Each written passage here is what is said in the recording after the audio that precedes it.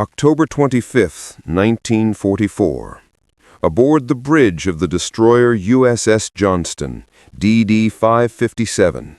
The air was thick with the humid warmth of the Philippine Sea and the familiar smells of brewed coffee and recycled air. Commander Ernest E. Evans, a man whose Cherokee heritage was etched into the strong lines of his face and the unwavering darkness of his eyes, stood with his hands clasped behind his back, rocking gently on the balls of his feet. He was not a large man, but he radiated an intensity that made the steel deck plates seem to hum in his presence. The night had been quiet, blessedly so. Task Unit 77.4.3, codenamed Taffy 3, was on station, a fragile collection of 6 escort carriers, 3 destroyers, and 4 smaller destroyer escorts. Their job was to provide air support for the landings on Leyte, a task that put them far from the expected heavyweight naval clashes. They were the support staff, the junior varsity team, and the atmosphere aboard the ships reflected that. A low, rumbling tension, yes, but not the sharp-edged fear of imminent battle.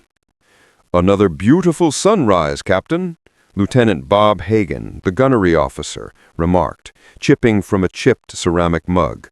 His voice was light, betraying the youth of so many of the officers. Evans grunted, a sound that conveyed agreement without the need for wasted words. His gaze was fixed on the eastern horizon, where a sliver of orange was bleeding into the purple-black of the retreating night. "Let's hope it stays that way, Bob. I've got a feeling in my bones." "Bad feeling, sir?" "Just a feeling." Evans was a man of few words but deep intuitions. He told his crew from the day he took command that he would never run from a fight. "This will be a fighting ship. I will go in harm's way, and anyone who doesn't want to go along had better get off right now." No one had gotten off. Now, halfway across the world, that promise felt heavy in the air. The radio crackled to life with routine traffic. On the decks of the escort carriers, the slow, thin-skinned jeep carriers like the Fanshawe Bay and the Gambier Bay, the day's first combat air patrol was being readied. The smell of aviation fuel mixed with the salt spray. Men went about their duties with a practiced efficiency that bordered on boredom. This was the routine. Launch planes, recover planes, protect the troops ashore.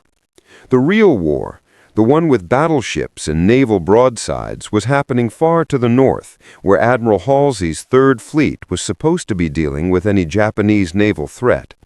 They were the shield. Taffy 3 was huddled safely behind it, or so they thought. The first hint of trouble came, not as a thunderous roar, but as a confused report from an anti-aircraft lookout on the flagship, USS Fanshawe Bay. "Air attack! Planes bearing from the north!" On the Johnston's bridge, heads snapped up. Evans grabbed a pair of binoculars. "Where? I see nothing." The voice over the TBS radio was sharp, tinged with annoyance. "Those are friendly planes, you idiot! It's our own cap!" But then a different report came, this one from a pilot already in the air, his voice tight with disbelief. "I see pagoda masts. Repeat, I see pagoda masts on the horizon, and the biggest damn battleship I've ever seen in my life." A cold silence fell over the Johnston's bridge. Pagoda masts. There was only one navy in the world that built ships with those distinctive top-heavy superstructures: the Imperial Japanese Navy. Before the pilot's report could even be fully processed, the sky itself seemed to rip open. A series of soft, distant thumps rolled across the water, followed by an unearthly whistling sound that grew in pitch and volume with terrifying speed. Geysers of water, taller than the ships themselves, erupted from the placid sea around the escort carrier USS White Plains. The plumes were a shocking, lurid rainbow, pink, orange, green, yellow. The Japanese, with their meticulous gunnery, were using colored dyes in their shells to allow each ship to distinguish its own salvos. The beautiful, deadly flowers of war were blooming all around them. On the flagship, Rear Admiral Clifton Ziggy Spragg, a man whose balding head and spectacles gave him the look of a schoolteacher rather than a warrior, stared in horror at the impossible sight. His entire world had been upended in a matter of seconds. Through his own binoculars, he confirmed the pilot's report. It wasn't a cruiser squadron. It was the main body of the Japanese fleet, the center force. 4 battleships, including the monstrous Yamato, 6 heavy cruisers, 2 light cruisers, and a screen of destroyers. They had somehow slipped through the San Bernardino Strait. Halsey was gone, chasing a decoy carrier force to the north. The shield was gone. Taffy 3 was naked, alone, and staring down the barrel of the most powerful surface fleet Japan had assembled in the entire war. Sprague's voice, when it came, was strained but clear. "All Taffy 3 ships, turn to course 090. Launch aircraft. We're running for it." He knew it was a fool's hope. His carriers could make 18 knots at best. The Japanese cruisers could make 35. It was a race between a tortoise and a pack of wolves. On the Johnston, Evans watched the colored splashes walk their way across the water towards the fragile carriers. He saw the flashes on the horizon, the almost imperceptible delay, and then the cataclysmic arrival of the shells. He didn't need to wait for orders. He knew what had to be done. His ship was a Fletcher-class destroyer, a tin can. It had 5-inch guns and 10 torpedo tubes against the 18.1-inch behemoths of the Yamato and the 14-inch guns of the other battleships. The odds weren't just long, they were non-existent.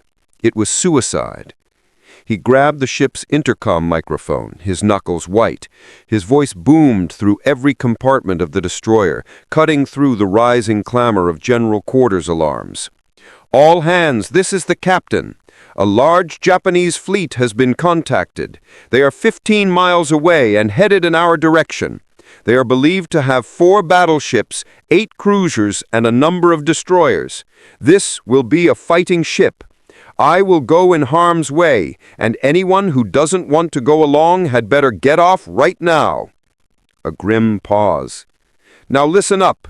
We are going to attack. Prepare to attack the major portion of the Japanese fleet." There was no hesitation, no second guessing. Lieutenant Bob Hagen stared at his captain, a mix of terror and awe in his eyes. Without a direct order from Spragg, Evans was taking his ship, his crew of 327 men, and charging head-on into the teeth of history's greatest battleship. "Helm, left full rudder. All engines ahead flank. Set course to intercept." Evans's voice was the only thing steady in a world that had suddenly gone mad. "Commence making smoke." The Johnston heeled over sharply, its sleek gray hull cutting a white scar across the dark water. Thick, black, acrid smoke began to pour from its stacks, a lifeline for the fleeing carriers. The destroyer accelerated, its engine straining, building a bow wave that crashed over the forecast. It was a lone wolf, a tiny, defiant speck of gray steel charging towards a forest of enemy masts. The Japanese gunners, momentarily confused by the audacity of the single charging destroyer, shifted their aim. The beautiful, deadly shell splashes began to chase the Johnston. On the open bridge, Evans stood, disdaining the protection of the pilot house. He needed to feel the wind, to see the enemy with his own eyes. "Target the lead cruiser," he barked to Hagen. "Open fire when in range." "Range 18,000 yards, Captain," came the call from the fire control director. "Open fire!" The Johnston's 5-inch guns roared in unison, a sharp, ear-piercing crack that was immediately dwarfed by the apocalyptic thunder of the incoming Japanese shells. The Johnston shuddered with the force of its own salvo. Far across the water, tiny puffs of black smoke appeared near the Japanese heavy cruiser Kumano. They were firing. They were in the fight. The sea around them churned into white froth as the Japanese salvos found their range. A geyser of green-dyed water erupted so close to the port bow that it drenched the bridge, sending a cascade of warm, salty water over Evans and his men. The ship bucked and twisted. Shrapnel, hot and jagged, sliced through the air with a vicious hum. Another salvo landed just astern, the concussion lifting the destroyer's fantail clear out of the water. "More speed, damn it!" Evans yelled into the intercom to the engine room. "Give me everything you've got!" Down below, in the hellish heat and noise of the engine spaces, men worked frantically, ignoring the violent lurches of the deck, focused only on feeding the ship's insatiable hunger for steam and power. The gloomy, overcast sky bleeds into a dirty yellow-gray. The sea is a sheet of hammered lead, rising and falling in a long, somber swell. 6 small aircraft carriers, their decks no bigger than a city block, plow through the water. These are CVEs, escort carriers, their merchant ship hulls a testament to wartime expediency. They are Taffy 3. Circling them like watchful dogs are 3 destroyers and 4 smaller destroyer escorts, their gray paint blending with the sea and sky.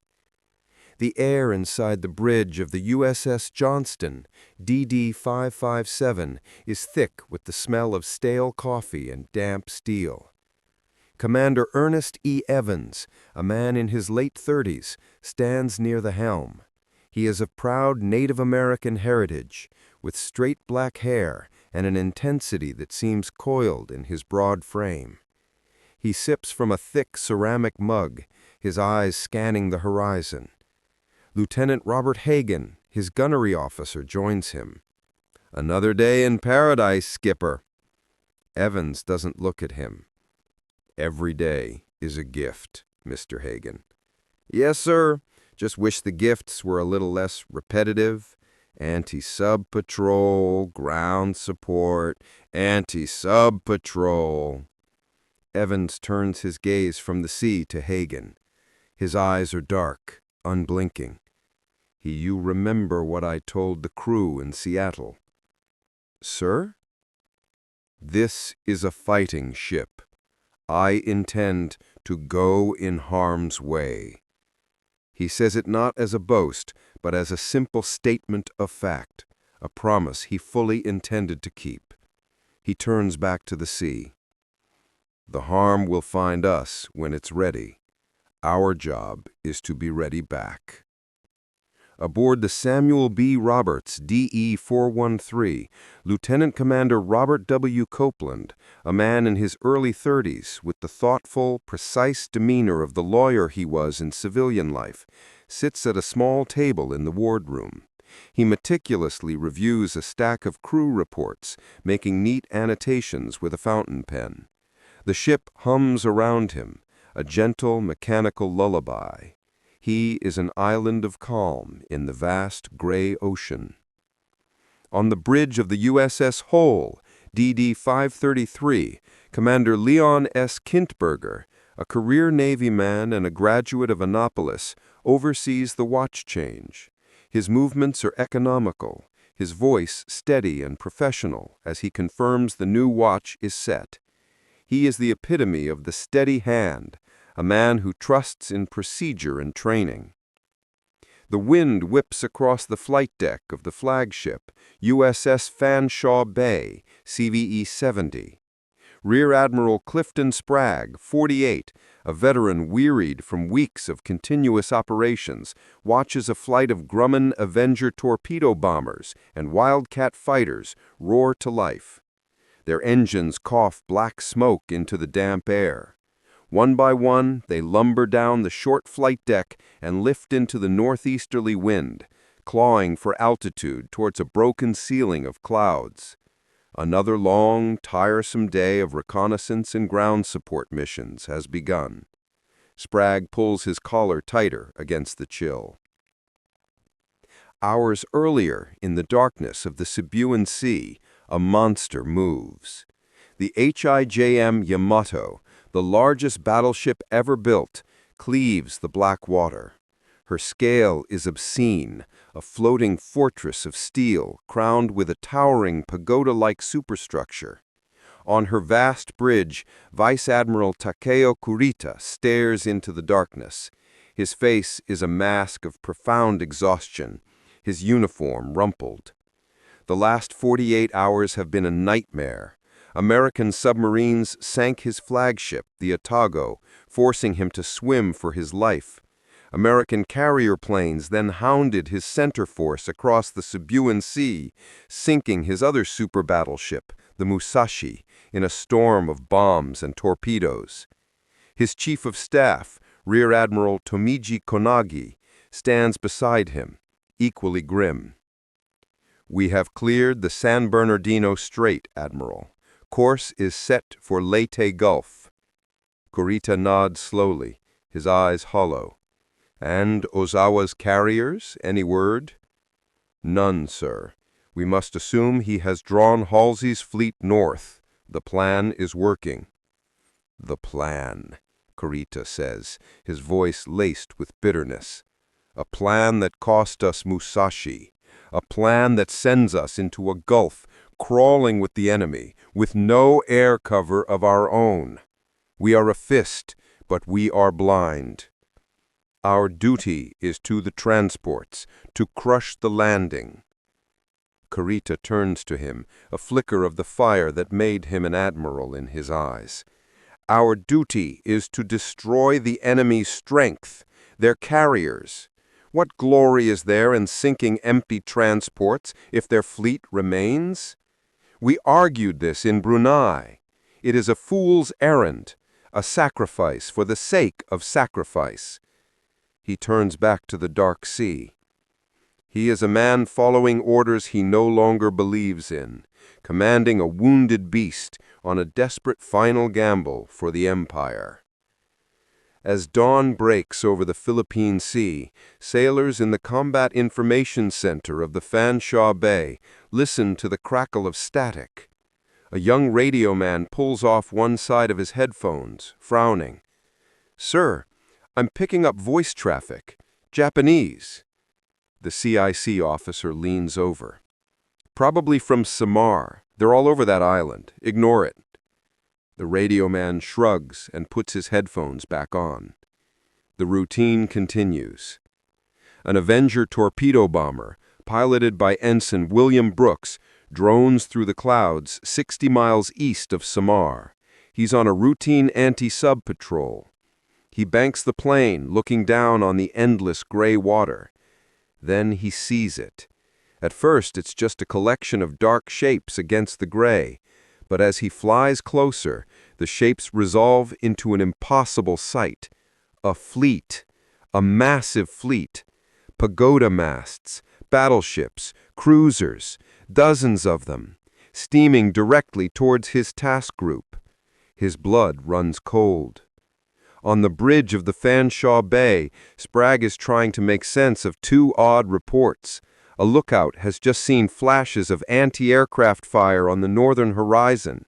At the same time, the surface search radar has picked up an unidentified contact in the same direction. He thinks, it must be Halsey. He's coming back south. Who else could it be? Suddenly, the squawk box crackles to life, a voice high-pitched with panic. It's Ensign Brooks. "Enemy surface force of 4 battleships, 8 cruisers, and many destroyers, sighted 20 miles northwest of your task group and closing at 30 knots. The bridge falls into a stunned silence. Every man freezes, staring at the speaker as if it has just pronounced their doom. Sprague's face hardens. Disbelief wars with a rising dread. "Airplot. Tell him to check his identification," he barks into the mic. Before anyone can respond, another voice cuts in, this one from a lookout on the USS Kitcon Bay. "I have them visual. I see pagoda masts. I see the biggest goddamn battleship I ever saw." The confirmation hangs in the air. The blood drains from Sprague's face. It's not Halsey. It's the main Japanese fleet. and it is bearing down on his 6 slow, unarmored carriers and their tiny screen. For a moment, nobody moves. Then Sprague's voice booms through the bridge, getting everyone into action. All ships come to course 090. Launch all planes. Launch everything you've got. Speed 16, now. Alarms blare across the flotilla. The day of routine is over. Aboard the Yamato, a lookout screams his report.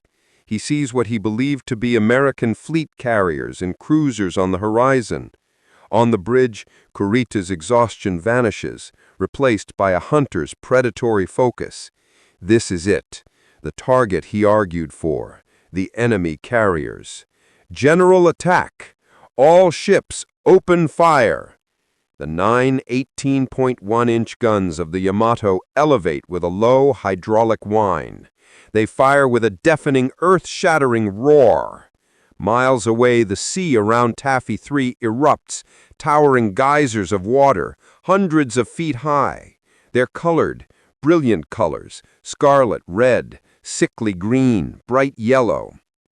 The Japanese are using them to find their range. On board the USS White Plains, a young sailor, his helmet askew, stares in awe and terror at the psychedelic onslaught. Holy cow! They're shooting at us in Technicolor. The battle off Samar has begun. The 6 escort carriers of Taffy 3 turn east, their engines straining to push their merchant hulls to a top speed of 17 knots.